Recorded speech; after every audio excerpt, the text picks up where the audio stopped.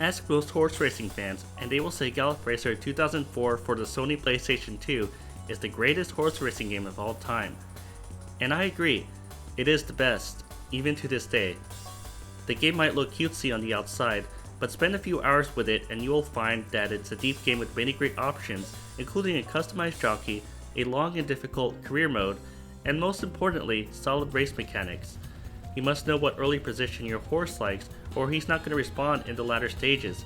Even with a perfect ride, it's no guarantee of victory as you don't get to ride good horses in the beginning. But that's actual horse racing. Many other horse racing games came out within the Gallop Racer series, but all of them have fallen short compared to the 2004 edition. As for racing games outside the Gallop Racer series, it gets worse. But what can horse racing followers do? Play the same racing game that came out more than a decade ago? Well, the truth is, that might not be the worst idea.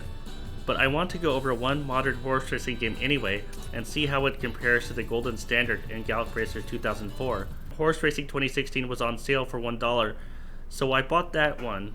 Currently the full game is $10. This game has some problems, but let's start with the positive aspects. For one, it's horse racing. I imagine the worst horse racing game will still prove more enjoyable than many games just because it's horse racing. At the end of the day, there are horses on a course, and they run, and it's still fun to see who could finish first. There may be bad horse racing games, but at its core the concept is fun. Also, it is nice there are different kinds of races. Gallop Racer 2004 doesn't offer races on a straightaway or jumping races, but surprisingly Horse Racing 2016 does. In fact, towards the end of this game there is a jumping competition that isn't even a race. It's not fun, but it's there. Both the jumping event and final race are easy as cake to win, but I'll get back to explaining those two in a few minutes after explaining the questionable racing mechanics first.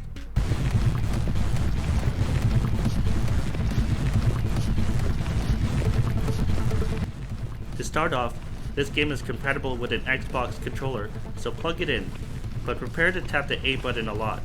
Your horse will not move unless you keep tapping the A button all the way from start to finish, which is a major flaw. Why is this messed up? Easy, your hand will get very tired. In some cases you'll get too strained to complete the race, or compete for the win at least. For comparison, let me explain how the riding mechanics in Gallop Racer 2004 works. In Gallop Racer 2004, you play the role of the jockey more than anything. What does that mean? Instead of tapping the A button or X button on a PlayStation controller a ridiculous amount of times, you start by gently tapping the up button a few times to get in position. By tapping the up button here and there, you are shaking the reins as the jockey, but that button doesn't need to be tapped continuously for the horse to move, as that is the horse's job. But in Horse Racing 2016, it's like you take the role of both the jockey and the horse. It's harder to focus on strategy. Just keep on tapping the A button as quickly as possible because the race can't be won otherwise. Another problem is the horse's stamina. Now I don't mind if I whip a horse too many times only for him to get angry or tired, but for the horse to collapse in about half the races I compete in, it's just too much. Furthermore, it's not even realistic. Yes, horses collapse from exhaustion in racing. If a jockey whips a horse too many times in real life, the horse could collapse from the stress of those hits. But that is a rare occurrence. In most instances, the horse will not collapse from getting whipped too many times, especially with an almost certain penalty through a fine or suspension to follow. Horse Racing 2016 takes this way too far. Just let me complete the race at least. How does Gallop Racer 2004 handle overwhipping? If it's done too much, your horse stops responding and eases to the wire. When the horse is spent with no stamina left, that's it. In Gallop Racer 2004, he doesn't collapse, I'll tell you that. You finish the race.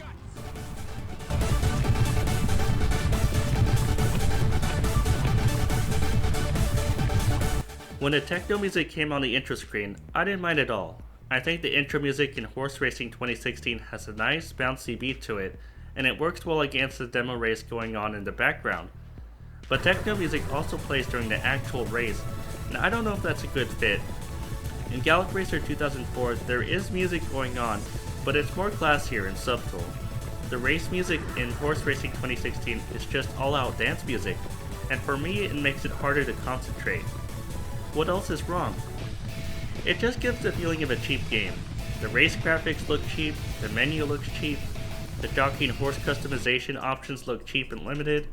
In Gallop Racer 2004, I can choose a boy or girl jockey, I can change the silk colors, I can give a custom name easily.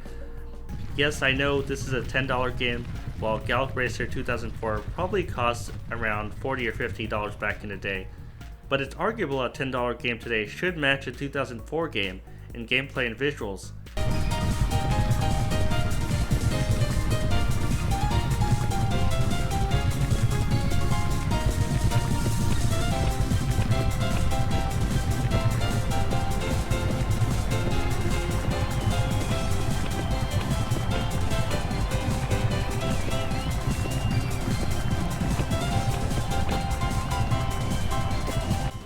You want some tips before I move on?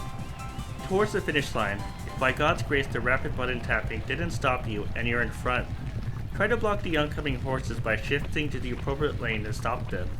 As far as I can tell, there are no disqualifications in this game or no penalty for taking another horse's lane. It's basically the wild, wild west out there, especially with horses collapsing often. Also, in races with a turn, try to save ground on the rail. Only come out at the top of the stretch when the turn is over, or else you'll fall far behind. After all, the rail path is the shortest route to the finish line. A third tip is to press the A button as quickly as possible when matching those two arrows before the race starts. Mismatching the two arrows means your horse will get a tardy start, and in horse racing, you want to brake well to secure position. The arrow matching part seems copied from Gallop Racer 2004, as you must match two cones before the race starts in that game. Gallop Racer is more forgiving for a tardy start with its game mechanics, since the player can just gently nudge his mount forward with the up button. Well, the inclusion of the jumping event is okay, even if it's not horse racing. The controls are almost the same as racing, except that you are not allowed to whip the horse. The jump button is the left shoulder button, and it's not that hard to run up to an obstacle and time to jump. You know what the great thing is though? The horse doesn't collapse. No matter how many times you jump, no matter how long the competition is, the horse does not collapse. But there is one big problem with this mode. Whenever you make a good jump, there is an unavoidable replay of the jump, breaking you out of the flow of the game. This happens every single time a proper jump is made, and considering those jumps are not hard, it can get frustrating to see the same replay cut away through the recording camera every single time you make a good jump. Just let me relax and finish the jumps first. As for the final race, the programmers fixed it so you win. That's right, after all that experience you gained in playing the game, it lets you win the final race. Maybe I'm exaggerating, as you still need to move the horse by tapping the A button repeatedly like in any other race, but the speed at which you tap the A button is nowhere near as fast as in those previous races. Basically, if you tap the A button on the Xbox controller at a relaxed pace, you might win by 10 lengths. Game Design 101 states that the final stage or boss is supposed to test the gamer and everything he has learned while playing the game. All the hard work you put into learning the quirks of the game mechanics is supposed to finally pay off. But anyone can win the final race in this game without having played any race from the previous seasons, and for some reason that irritates me. Yeah, I know they want to send the gamer home happy after the difficulty of winning the previous races. Winning the finale doesn't feel like a win though. Like, if I win any of the races in Season 1 through 9, it feels like an accomplishment. The finale is a gimme though, and that's no way to feel accomplished. As for the final overall rating of Horse Racing 2016, I'll give it a 5. It's still horse racing, but messing up the core race mechanics pretty much sets the tone, and all the other mistakes are highlighted because of it. If it ever goes on sale again for 99 cents, yeah, you might want to download it at that price. You might have an okay time. At its normal price of $10 though, it is $9 too expensive.